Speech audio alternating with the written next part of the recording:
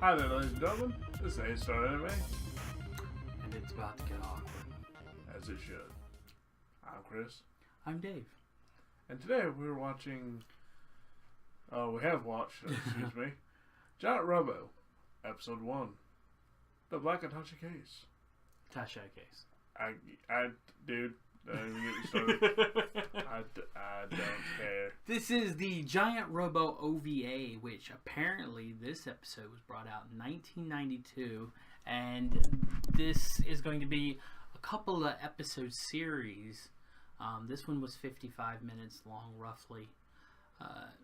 Started off with a train and a guy trying to shoot another guy holding an attaché case. He's saved by some pretty odd characters who turned out to be the what of justice? The experts of justice. The experts of justice. But I didn't realize there was a degree in justice other than. I myself am just an apprentice of justice. Apparently. Yes. I'm a novice. Just a dabbler. Yes. The villains of this anime are the Big Fire organization. Yep. Of which apparently there are 10 bad guys, because the top 10 could attack at any time. But luckily, that kid right over there, I don't remember his name, That's Soku something. He's Johnny Sacco. He's Johnny Sacco, and he has a wristwatch where he talks to Giant Robo. So we're going to get our editor to put a link down below so you can watch some Denzicaster reviews of the 1960s show Johnny Sacco and his flying robot, of which Chris was a viewer, a guest. I was a guest. Is it safe to say neither one of us were impressed? Yeah. Yeah, neither one of us cared for Johnny Sacco or his flying robot. But we decided to give the anime a try. Right. Joe Gibson's homeboy, Josh, shared this with me and said, give it a shot. It goes into more depth. It's better. And I have to admit, he's right. It is better. For the 55-minute episode, we had about 15 minutes of action. About 15. Followed by 25 minutes of dialogue, teasing, drinking, and backstory. Yep. And then 15 minutes of action. Seems about right. Yeah, this one's rough. It is. But I think it's necessary, especially for anybody that has not seen Johnny Sacco itself, and this is the first thing they've ever seen. It's a good way to just be like, okay, who are these people? What's going on? Why would this even happen? The only problem about that is it's in such disarray that I'm kind of like, I don't even know where to begin. And a lot of it happens quickly. A lot of it is shoveled in. Because you got, action here. Okay, obviously they're after this briefcase. Okay, cool. But we don't know what the briefcase is for. They show kind of what happens, but it's kind of confusing. Couple of dead dudes here, couple of dead dudes there. This happens. There's apparently a French detective. Just some of things going on, and then I was like, okay. Yeah. So right now we're very confused. Very. The first 15 minutes, in my opinion, is the best part of this movie. It seems like the more the story starts opening up, the worse it gets. And there are some slow parts so far, but willing to give it a second look. Let's cut back to our traditions of the Vaz system. I think that will work well with this. I agree. Visually, I like this style. This is that I would call it late 80s style, even though it got put out in 92. But definitely late 80s. Yeah, I mean, it has a very Robotech feel to it, but more animated, cartoony. So, I mean, while I enjoy it a lot, I think giving it 1 star is probably being very nice to it. Yes. It is super simple. There's not much to add to that. If we want to talk about the audios, by God, the amount of classical music that hit each scene, but realistically, it's not that everything was bad. Now, granted, your audio is a bit put off because it's one of those, like, truly old school dubs. Yeah, we were watching the English dub. Mm-hmm. It is available in the, I guess, Japanese with the subtitles. But there's so much going on the screen that it's hard to read it and watch it at the same time for me, personally. So, watching in English is not a bad choice, except for some of the dialogue is goofy. Sometimes a little unnecessary for the scene. I even caught it sometimes where they're supposedly somebody's talking, but nobody's lips are moving. Right. Yeah, the one guy's like looking off introspective at something else, talking about something, while that guy is looking a different way. You will never understand. And then it cuts to the different scene. Then his back of his head starts talking to the other guy. Yeah, that's like... I mean, I get where they were going, but it almost didn't even sound like the same characters. No, it didn't. I was like, I hate to say it, but I don't even think I could really give this a 1 star. Like, I'd have to actually give it a 0 on this one. I'm going to give it a 1 because of the music and the special effects. The flying robot, the explosion, the punching through everything, and then I do like the classical music. There's probably about 3 pieces that I could kind of recognize at some key points, and then I can live with the dubbing. It is definitely not a highlight. Oh, no. It is a utility. So, based on the story, I hate to say it, but I definitely, if we're just going just based off this episode alone, no. Yeah, I've got to agree that so far the story is a 0. Because realistically, it didn't go anywhere because nobody's really said anything or done anything in this episode. But it did end on a cliffhanger. Yes. So it's creating, and I would give it credit for that. So while we do agree to give it a 0 star for the story, it's not because what they're doing is bad. It's because what they're doing is incomplete and confusing. It's hard to swim in oatmeal. Well, I'm just saying, I figured, for a 55-minute episode, you would probably have some closure at the end of episode 1 at least. What have we learned today? There are 3 attaché cases. The bad guys have 2 of them. The good guys have 1.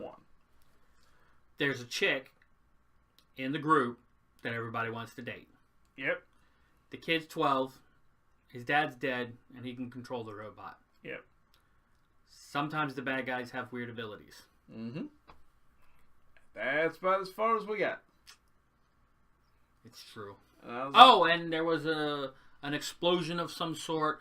There are these new drives named after the scientist whose name's escaping me at the moment. Yeah. That seems to have gotten rid of the need for fossil fuels and nuclear energy. So there is that. It allows for everything from lighters all the way up to flying machines to be ran. We do hear about it, and apparently there was some kind of a tragedy in the past that involved some form of an explosion with somebody, and it's probably going to be important. Very. So there's that. Yeah. Now, if we want to talk about overall enjoyment, for crying out loud, I'm sorry you didn't catch the folk, but I don't think the anime is ever going to get me to ever touch anything truly Johnny Psycho. I can't do it. I absolutely can't. As much as I'm sure it's a great classic, hold on. No, I'm listening. As much as sure it's a great classic for some people who has nostalgia and like, oh man, I remember this as a kid or blah blah. When I was watching on TV. I'm not trashing y'all. Yeah, everyone has their perks. Everyone has their shows that they always watch that they believe is truly what they felt like watching. I have mine too. I'm sure Dave has his. I'm not going to stop you. But no. I just don't see how. Personally, I just don't. Dave, please take over. Well, what did you give it? I give it a crap. You give it a 0? No, I'll give it a 1. Give it a 1. I will give it a 1. Because, what is the redemption here that's getting a 1? To the fact that I know this is a series that's just beginning. Well, there had to be something about this one that you liked. liked. I know. Well, that was fun. That was enjoying. To be honest, just the first 15 minutes when they were doing all that action part, I thought that was entertaining as heck. And then, I do like the idea that, a little bit of background on Johnny Sacco and why he has this responsibility and stuff like that. But it's just that they didn't delve too far yet. They didn't dive just too far. Touch the ice top. And which is fine because I know it's only episode 1, but still, it's the action at the beginning kind of was the really highlight of this episode. It was, and I'll give it its credit there. And some of the action towards the end wasn't too bad, but I'm just saying, like, that's really all it was to me. I too give it a 1. I'm going to give it probably what sounds going to sound like a little bit more endorsed 1. I do see a lot of fun things about this anime. It is trying, and I'm willing to ride along and see where it goes. The one thing about it that I do think is neat is that it does do a lot of the classic tropes that I had fun as a kid. So I do have some of the nostalgia there, and I'm willing to find out. It's not going to make me like Johnny Sacco any better. Johnny Sacco was... I didn't watch Johnny Sacco. I had Johnny Sacco inflicted upon me. I have post-Johnny Sacco stress disorder. Now when I see watches, I'm afraid that somebody's going to open them up and speak to somebody, a robot. Of some sort. I'm really worried about 12-year-olds with guns. Visors that are not engaged make me mad. You still on those? Yes. So I give this 3 and you've given it 2. Now I want everybody to realize that a 2. And realistically, he wanted to give it a 1. Mm-hmm. I gave Dragon Ball Z a 2. Are you telling me you hate this as much as I hate Dragon Ball Z? I love the shit out of Dragon Ball Z. I don't know what. No. Are you saying you hate this movie? Yeah. As much as I hate Dragon Ball Z? Yes. I mean, you fell asleep during Princess Tutu. Yes, I did. And treated it a lot nicer. Because realistically, Princess Tutu to a certain degree, I can get over with. Right. I can get over some of the factor of that entire show. Right. I mean, it's definitely a thing within a genre. Yes. That if you're not part of the genre, Yeah. but not my genre. But I still had a fun with it, and I had more fun because Larissa shared it with us. Yes, but this is within my realm of genre, right? And I still can't get over it. It's like your giant robots. Giant robots. We dig that. Where are they? The train transforming was kind of neat. I did like that. That was kind of awesome. What is that? It's Giant Robo after all the debris falls off his face. Like, really? I thought it was Godzilla. Oh, God. So, with Giant Robo there watching us, the thing that really bugs me the most is the same thing that bugged me the most about the robot in the TV show. He's Egyptian pharaoh robot. It's like, did you watch any of the Ninja? Yes. All those years ago with us? Yes, I remember that. And the Zords made no damn sense. This is that. It's a giant pharaoh robot. It is what it is. I mean... It is what it is, kids. So, are we willing to watch episode 2? I'll give it a shot. All right, Big Don. We're counting on you to bring us episode 2 down the road. Sounds good. Let us know what you think. Have you seen it? I probably don't want to now, but would you advise anyone watching this? You know, I as much as bad as I talk about stuff, and sometimes when we troll stuff, it's what it is. But yes, please check it out for yourself. Don't let me, who's being a big downer on a series that really. No, save yourself. Don't watch this.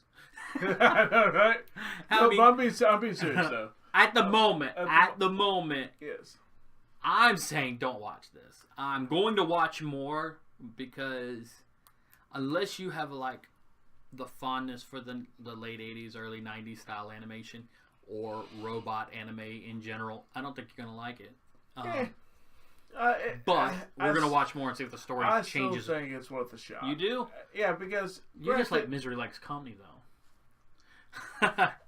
That's all I've said that. I'm done. All right. Well, that's 8-star anime for Giant Robo.